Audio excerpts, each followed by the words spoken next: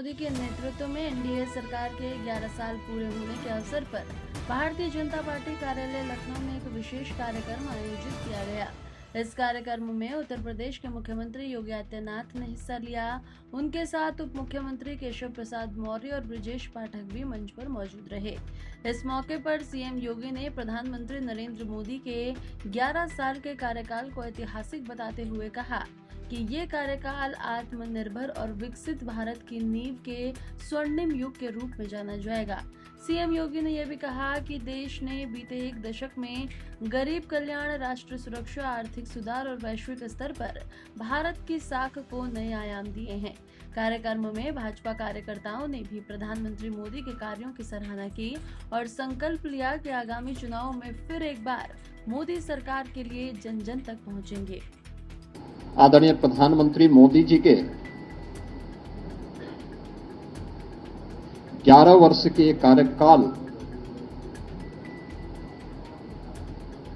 एक विकसित भारत एवं आत्मनिर्भर भारत के निर्माण के स्वर्णिम काल के रूप में जाने जाएंगे। इन 11 वर्षों में प्रधानमंत्री मोदी जी ने वैश्विक स्तर पर भारत के न केवल वैश्विक पहचान दी है, बल्कि स्वयं को तपाकर खपाकर 140 करोड़ भारतवासियों को भी एक विश्वास का प्रतीक बनाया है।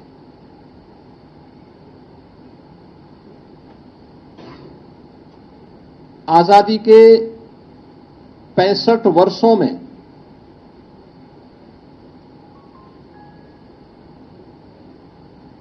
कांग्रेस नेतृत्व की और अन्य अस्थिर सरकारों के कारण आम जन का जो विश्वास टूटा था,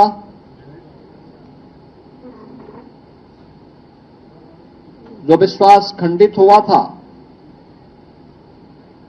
वैश्विक मंच पर भारत की छवि जो तार-तार हुई थी, पिछले 11 वर्षों के अंदर प्रधानमंत्री मोदी जी के नेतृत्व में भ्रष्टाचार से मुक्त, परिवारवाद से मुक्त, तुष्टीकरण की राजनीति से मुक्त एक भारत श्रेष्ठ भारत की परिकल्पना को साकार करने वाली एक ऐसा नेतृत्व हमें मिला है, इस देश को मिला है, जिन्होंने पूरे भारत को विश्वास का प्रतीक बना करके भारत को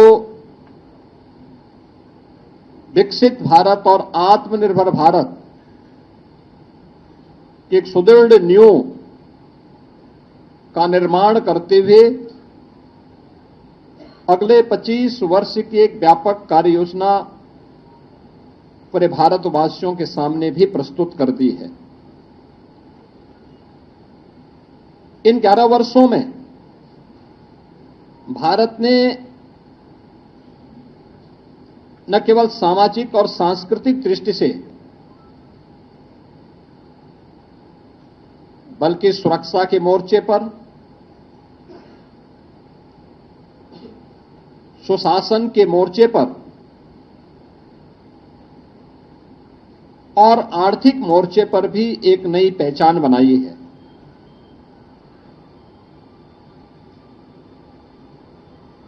शासन की नीति स्पष्टता, कार्यप्रणाली की पारदर्शिता और जनता के प्रति जवाबदेही अब यह शासन की एक नई पहचान बनी है। विकास केवल नारे नहीं, बल्कि यह विरासत और विकास का एक बेहतर समन्वय करते हुए आम जनमानस को साथ लेकर के चलने की आज की एक नई प्रवृत्ति ने भारत को दुनिया के अंदर एक नई पहचान दिलाई है। अब चेहरा देख करके नहीं, बल्कि पात्रता के अनुरूप